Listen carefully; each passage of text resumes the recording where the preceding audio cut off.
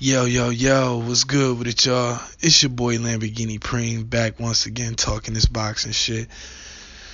And as always, of course, you can check out my all new album, It's My Turn, the Throne Ascension LP, on my official site, hustlegameboss.com.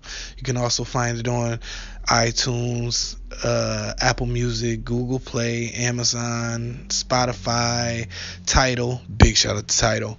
Pandora, YouTube, and literally anywhere music is found, you can find it. All you have to do is search The Supreme General, and I shall appear, baby. You know what I mean? Oh, also, don't forget to get your official Supreme General merchandise. It's available right now on hustlegameboss.com/shop. Go ahead and copy something nice, you know what I mean? I be running sales on there every now and then too, so you know what I mean, you might fuck around, get lucky, catch one, cop something, you know what I mean? And when you do, make sure you take a picture of it, tag me in it, you know what I mean? Shout me out or whatever. Once I see it, I will definitely show you love back, you know, because I appreciate all those who appreciate me. And with that being said, let's get on to the video. This video right here is one that I debated doing, but I have to say what I have to say is my true feelings on the situation. And it's regarding the upcoming potential bout between Tony Bellew and Andre Ward. They meaning Eddie Hearn and Matchroom and basically Tony Bellew's team, seem to be in talks, or before the David Haye fight, seem to be in talks with Andre Ward to lure him out of retirement to fight Tony Bellew at either cruiserweight, I do believe. I don't think it's at heavyweight, but I believe it's at cruiserweight.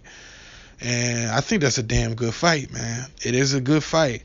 I don't think Bellew has a chance to beat Ward, honestly, even though Ward is a much, much smaller guy, and Tony Bellew is going to have a lot of advantages. He's going to be the bigger guy, and he's probably going to have a bigger punch. But outside of those two, everything else goes to Ward, you know? So, yeah, it will be an interesting fight at cruiserweight, but I'm gonna be honest with you, I don't want to see it. I mean, I will watch it if it happens, you know, because it's got numerous implications outside of the fact that it will be another weight class to add, and another weight class and a hell of a feather in the cap of Andre Ward, which I would always love to see. You know, I got big respect for Andre Ward. He's one of my favorite fighters all time. You know what I'm saying? He beat the shit out of Carl Froch with one hand.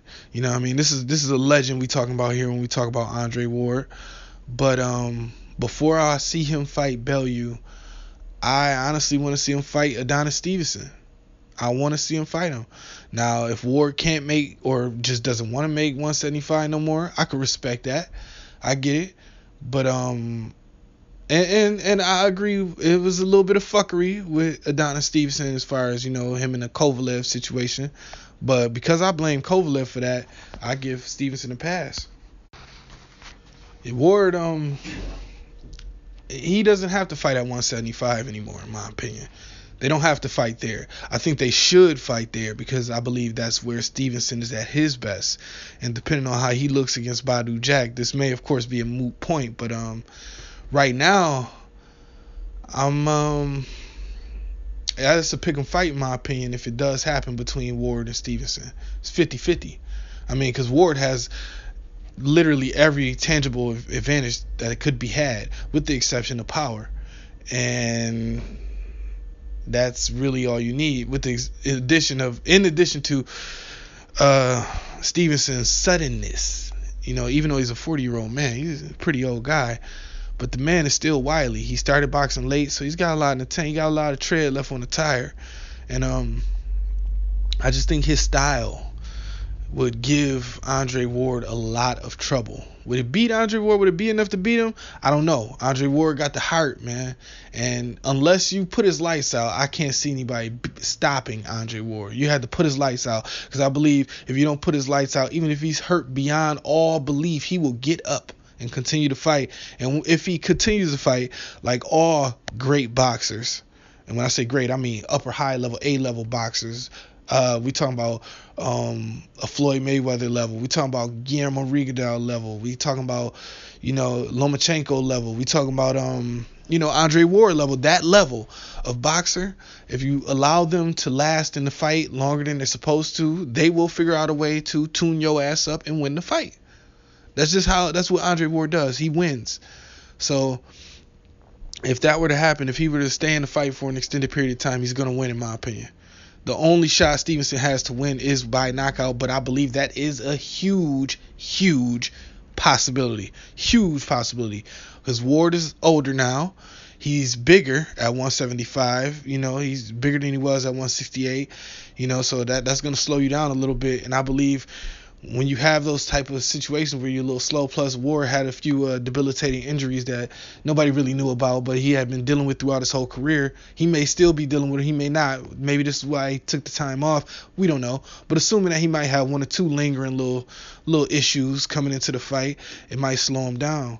And if it slows him down and Stevenson lands that one punch and he only has to land one, it could be over. And that's the only thing I see. That's the only those are the only outcomes I see. I only see Ward either beating the shit out of Stevenson for 10 out of 12 rounds and winning the decision on the points. On the cards, a well-deserved one. Or I see Stevenson stretching him. This is only going to go one or two ways. Of course, Andre Ward might be able to stop him like he did Kovalev. He pulled a rabbit out of a hat for that one. But I believe Stevenson's more dedicated than Kovalev, and he would not lose like that.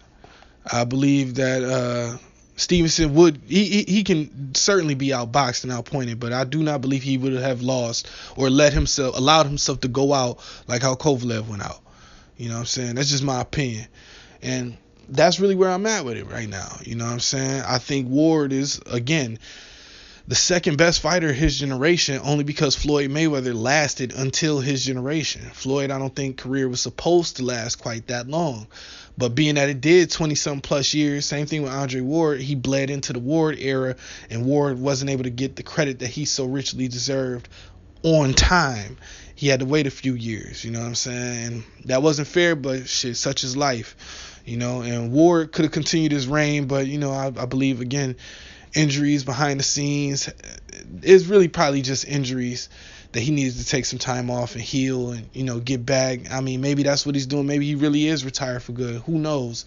I personally think he will come back, but if he does, like I said, I would rather see him fight Stevenson. But just for the other implications, like, the whole Creed movie and all that shit, it would be nice to see him fight Bellew as well. You know what I'm saying? I believe he beats both guys. You know what I mean? I believe one guy in Stevenson has more of a chance to win than Bellew does. I don't think Bellew does anything that Ward wouldn't be able to stop or see coming or be able to just trump. You know what I'm saying? When it comes to Stevenson, like I said, man, he's one punch away at any time. Bellew got similar kind of power, but he's not as strong as Stevenson. And I know that sounds ridiculous, being that Bellew's much bigger than Stevenson. He fights at a higher weight class now, even when he's a cruiser. But even with all that in mind, he's not as strong as Stevenson. And like I said, I just need to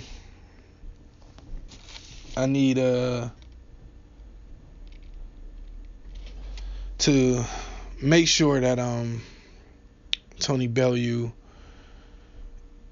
well, not even Tony Bellew, that Andre Ward is in tip-top condition if he's going to fight Stevenson. I believe with the knee issues or whatever problems he got, I don't believe it would be as much of a factor against Tony Bellew, but I believe against Stevenson, he needs to be 100%. You know what I'm saying? He needs to be 100%. Because Stevenson is old, but Ward at this point is not young either. So, I don't know, man. These are iffy fights, man, for Ward. These are definitely fights that he could lose. I don't expect him to lose either one if he was to take either one, but they are very interesting fights that would be it would be very interesting to see how the betting odds for him line up. So with that being said, man, that's just my opinion on this shit. I would love to see him fight Bellew, but rather see him fight Stevenson. And that's if Stevenson beats Badou Jack, which I do think he will. He could lose the Badou Jack. And if you lose the Badou Jack, all of this is a moot point. None of it matters. Ward can just move on to Bellew. It doesn't matter whether he fights Stevenson or not. But if Stevenson stretches Badou Jack like I expect him to, the pressure for Ward to fight him would be a little thicker. A little thicker. You know, Ward retired, so in the Kovalev fuckery, you know, everybody don't feel like how I feel about that. So, you know, it's all relative, but like I said, I expect Andre Ward to come back, and when he does, I expect him to kick ass. So salute to Andre Ward, salute to Adonis Stevenson, who's probably my favorite at 175 right now that Ward is gone. And shout out to Bellew too, because he's just been doing his thing, getting his money. He beat David Haye, did the impossible twice. I picked against him twice, ate crow twice. So, I mean, shout out to Tony Bellew, man. With that being said, I'm on to the next one. I'm out this bitch 100.